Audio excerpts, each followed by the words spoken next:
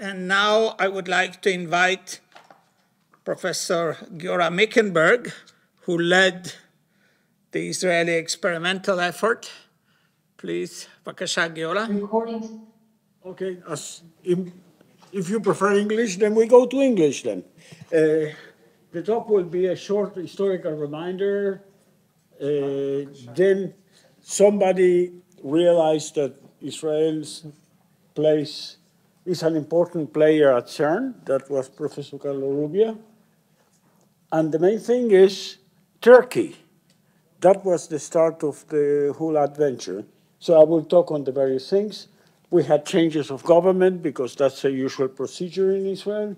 And the main thing is we had to make sure that Israel is not only a contributor, but is a reliable contributor and is a responsible contributor.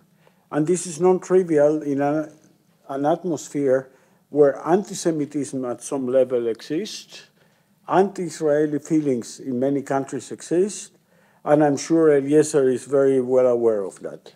And so I will comment to that. And essentially going into the next stage, which is Atlas, it was important to build, like in everything in science, an atmosphere of trust between the groups that are going to do it. And that this is not trivial, especially with Japanese, because there is the Japanese and the rest of the world. And sorry, I have to look at what I was saying. Okay, so let me go to the next one.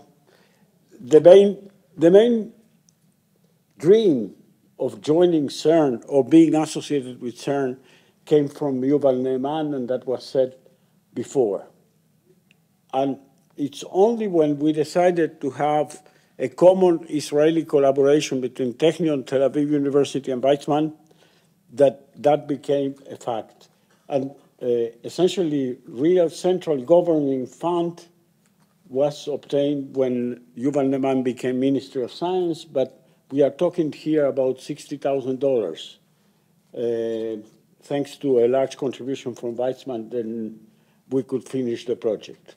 But the main thing is in 1983, when this wish was allowed, the government and the academy founded the Israeli Committee for High Energy Physics. And to be able to achieve that major contribution, the three groups were working together in one experiment and one subsystem instead of being spread out all around.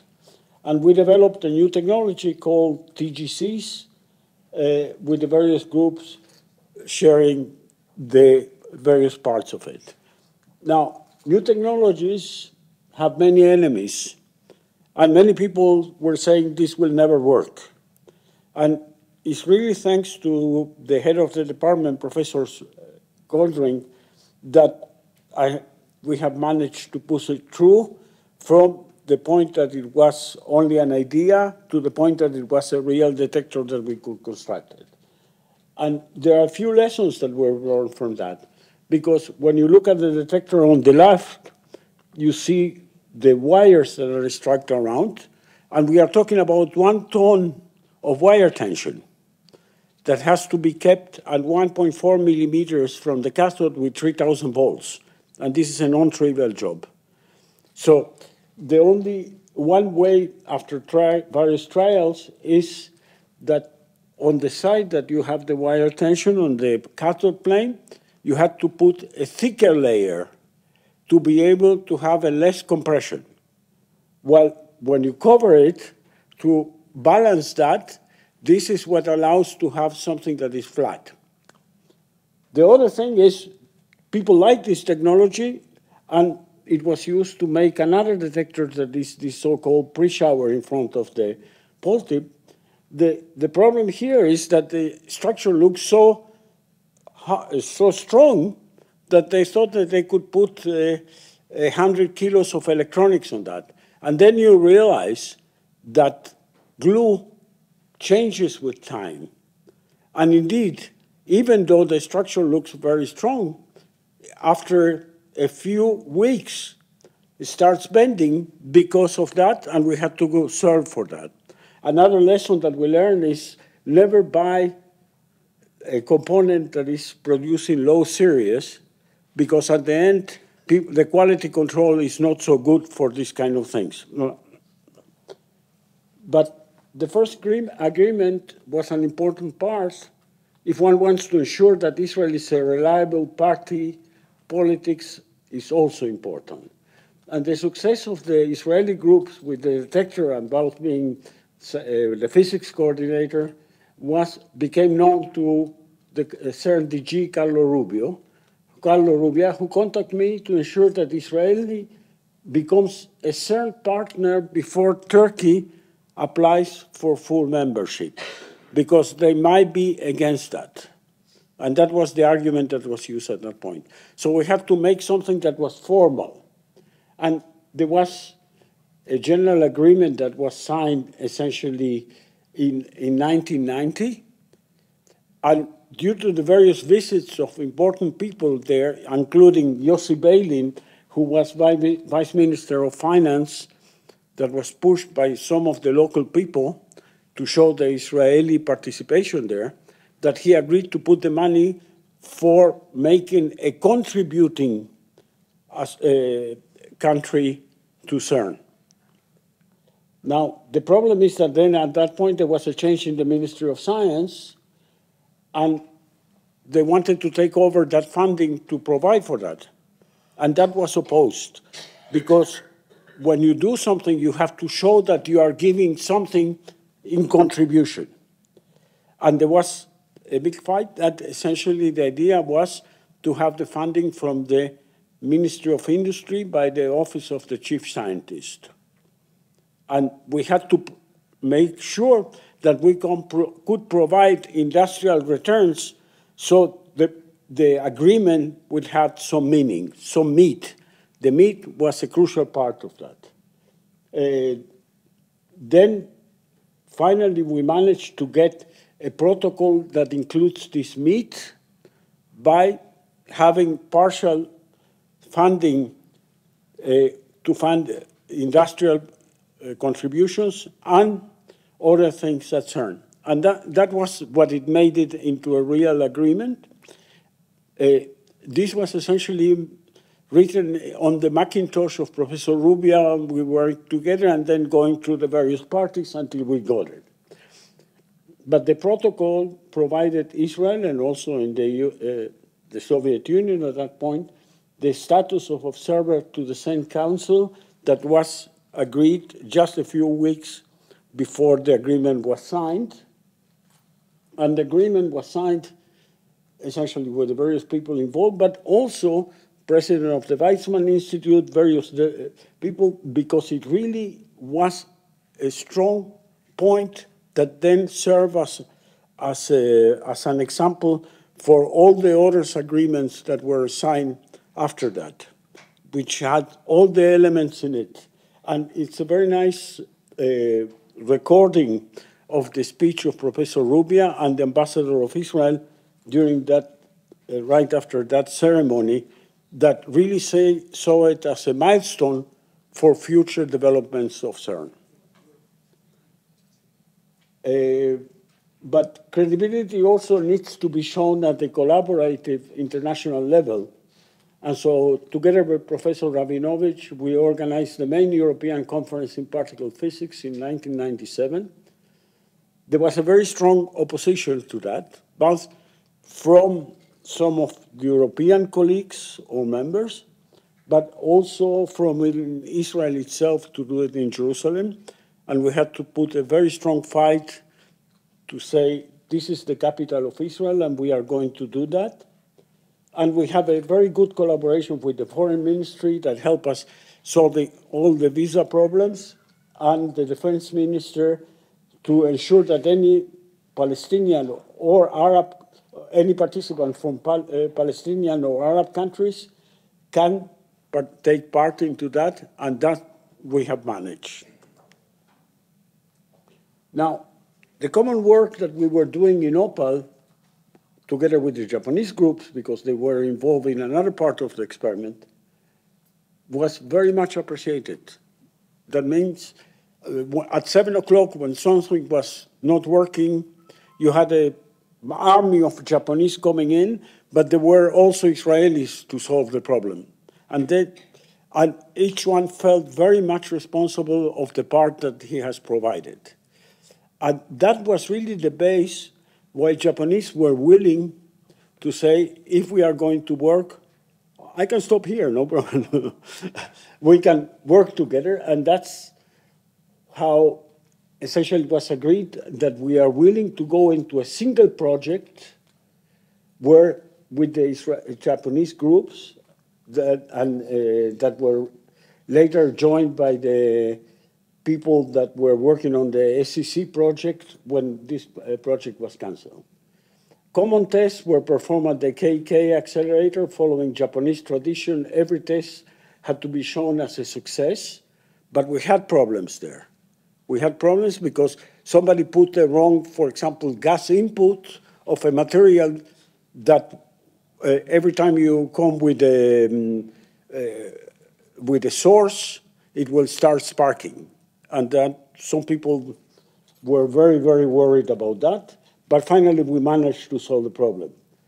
And also, following the visit of Rabin to Japan, end of March, before the funding goes out, a large delegation from Japan came in to visit Israel.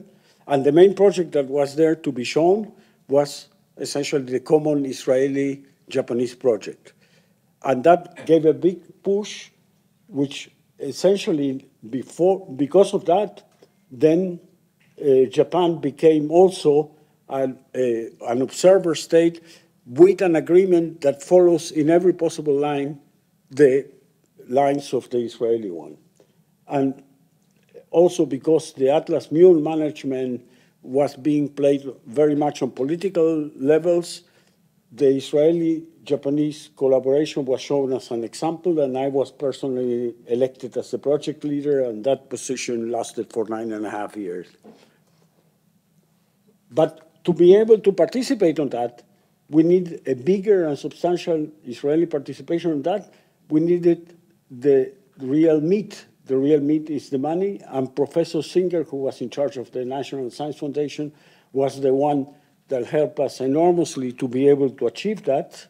And that was helped, obviously, by Professor Rabinowitz and with the strong backing from Professor Trachtenberg and Professor Arnon that are not here. Having that in mind, having a project, a group that knows how to work together and trust each other, and having the funding for that, then became a major recognition to what could be done.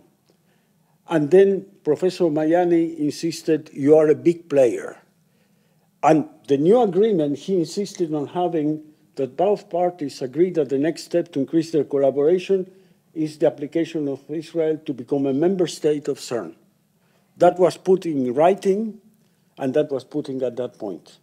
And essentially from that point, then the real fight, whether we want to move into that direction or not, and as it was presented before by Professor Rabinowitz. Now, the relations with Cern, essentially, since most of it was in kind, that means industrial purchases in Israel, and a part in cash that had to be paid, and not only had to be paid, but it will allow to go into special projects that will be for the mutual benefit. And furthermore, that worked so well that in October, we convinced the Ministry of Industry to put an additional 50% increase on that would be paid partly by Cern and partly by Israel.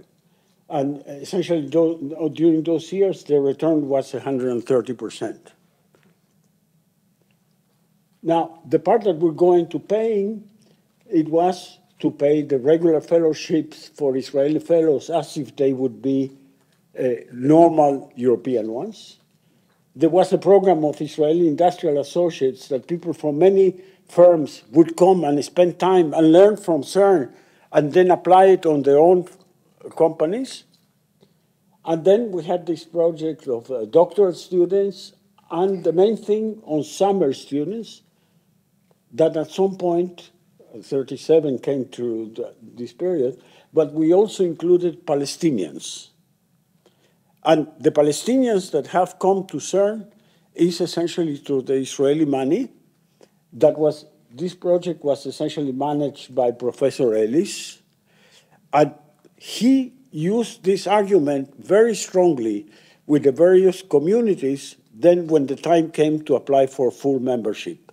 Here is a country that is helping the Palestinians.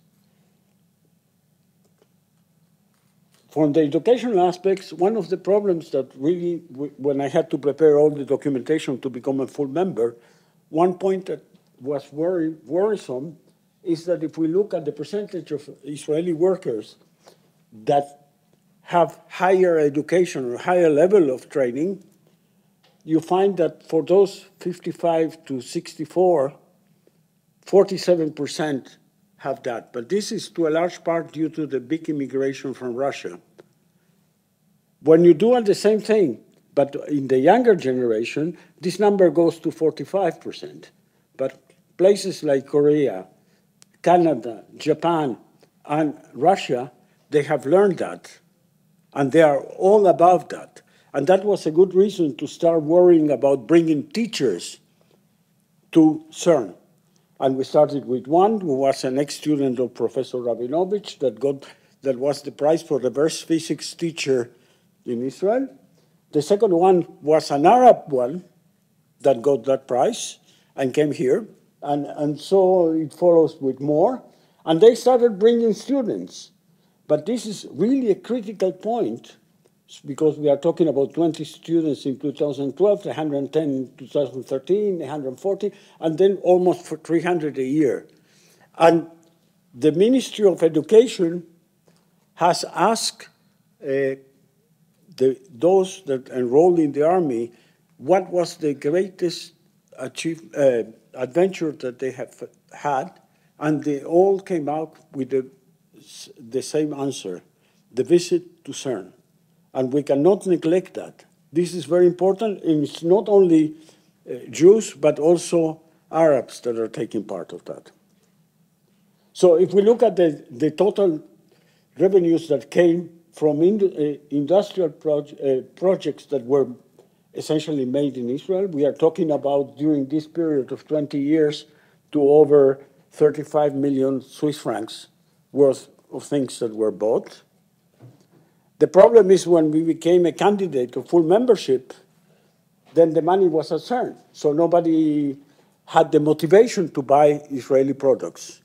So we organized an industrial exhibit at Cern with 11 firms that participate. But the main thing is to work. You have to go down and find the relevant people to bring it to the relevant place. And most of the relevant people are people from the experiments. So when you look at what is the outcome of that, you find that all the normal return for the money that you pay to Cern, that doesn't include the experiments, is not very good. But when you look at the part that has been spent on the experiments, the return is very relevant. And indeed, we have done much better than it was done. The sum that was provided by the Ministry of Economy on the total contribution to Cern. And the question is what happens afterwards, although I was totally out, but I was, as a good Israeli, I was very worried about that. And indeed, although it was claimed that we had nothing to do with these experimental upgrades, even in 2017, we are talking about over 800,000 Swiss francs worth of equipment that was bought in Israel by various contributions. Well, this picture showing the big wheels, that was shown several times, but the main thing is that this Muon project, we have obtained the smallest systematic error on the measurement of the Higgs mass, 0.4 per mil.